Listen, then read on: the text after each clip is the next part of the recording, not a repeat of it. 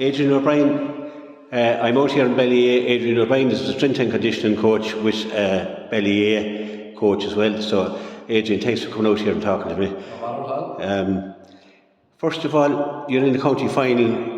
You've been working with this team all year, getting them to be able to win a semi-final with 14 men. It says a lot about your trade and how you apply it. I think it probably says more about them and how they apply themselves more than anything else. You know, we often find that sometimes when a team goes down to 14, they get a little bit of an emotional rush, and the mind takes over more than the body does, and put the shoulder to the wheel, and there's no better puncher lets to do that than the punch here. Yeah, you're a Limerick man, so you're not too far down the road really. So I suppose it's Clare hurling well anyway. I suppose. I do. I'm a Camalloch man by Camalloch, yeah. So I was up last year just as strength and conditioning coach, and this year they just probably asked me would I take the role of hurling coach and the SNC. So we integrated both, which works quite well because obviously we have a lot of players spinning with football and clubs and so forth. So yeah. Every successful team now obviously has a strength and conditioning coach. A lot of people don't really understand what a strength and conditioning coach does. So what is your job really for the team? I think as a strength and conditioning coach, you're just supporting them in terms of their on-field performance. So fundamentally, you want to make sure that they can perform week in, week out. So you're always trying to monitor their training loads, make sure that they're not overtraining, make sure that they're robust enough so they can actually tolerate the demands of the sport based on their position as well. That's fun, and especially with this bunch of lads because their training loads are so high because they're playing football, a large majority of them as well. And on hurling weeks here then our numbers wouldn't be great, so it's about topping up with those lads and making sure that they are exposed to enough training loads that when they do go back into game scenarios that they're ready and capable for it. Yeah.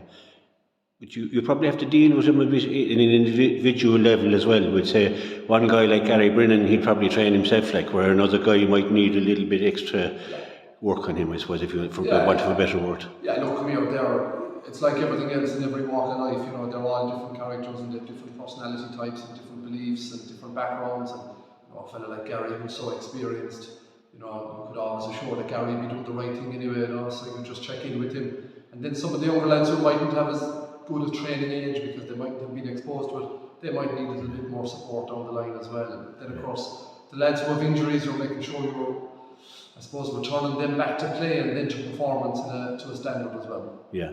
It must be a great thrill then for you, would say, to be training the likes of Tony Kelly and to be working with the likes of them, Jack Brown, Paul Flanagan. They play at the highest level of the game, so it must be lovely to be able to come up, and I know how professional those guys are, so it must make your job easier, I suppose, as well. 100%. But look, there's weeks here where we come up and there might be only 7 or 8 because it's a football week, and those lads, they apply themselves the same as there was 25 lads. They always put the shoulder to the wheel.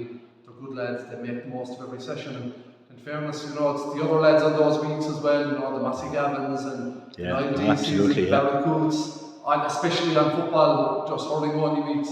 These lads put the shoulder to the wheel as well. So each to a man, they're great lads. Yeah, I came out here tonight. There's cake out there. There's tea. There's coffee. There's everything. And there's a lovely county final to be looking forward to. And you just got over a great semi-final. But when you came out here at the beginning of the year, I don't know, when you came January, February maybe, it's a lonesome enough place then for guys. They're heading into a new year and all that, so it's not all it's not that glamorous all the time. 100%. Come here, listen to me, no one sees the wet nights. These are the nights that are a little bit more glamorous, there's a bit of a buzz with a county final a week out. But yeah, you're dead right, and again, these lads put an awful lot into it. You've the likes of James Murphy there, and he's farming, and we could call training at 8 o'clock in the morning, and he'll be there. They're great lads, and you're doing that January, February, and March, and it's tough going. Yeah. But again, look, they're getting the reward now on the big day out, which is fantastic. Yeah. Yourself, do you approach the game any different now? You're going into county final. Would you approach it? How would you approach it yourself to have yourself ready? You have to be ready on the line. It's not just a matter of turning up. You have to have all your drills in your mind, all the scenarios, everything. Yeah, you would of course. But again, even though it's a county final, it's still 60 minutes of hurling. Personally, and even from the management team, we will be as prepared for round 1 as we will be for the final. So we'll be keeping routine. We'll have our homework done. We'll have the lads well prepared. What we will be focusing on and reiterating to the lads is it's just another 60 minutes of hurling. There's so much more now involved. To say, you've got to make sure that you get your substitutes right. You got to make the right amount, the blood sub, all that. You have to be on the ball. Oh, you do. And then there's a matter of going down to 14 men, which he did, and he managed that really well. Then there's the game can end in a draw, and you have to know what's happening next and who are the penalty shooters if it didn't happen this year. But if you have to have all those things worked out in your mind, I'm sure, long before you get to the pitch. You do. There's always scenarios and there's always what ifs, and like coaching, it's an art and a science. You know what I mean? You have the science to objectively back up what you're doing, but a lot of it is just subjectively watching the game, seeing how the game unfolds, knowing your players, knowing your people, trusting your coach's eye, trusting your instinct. Yeah. And you can have an awful lot of it preempted in your own mind, and you could have a lot written down, but the art of coaching is to be able to make those calls as well. Yeah.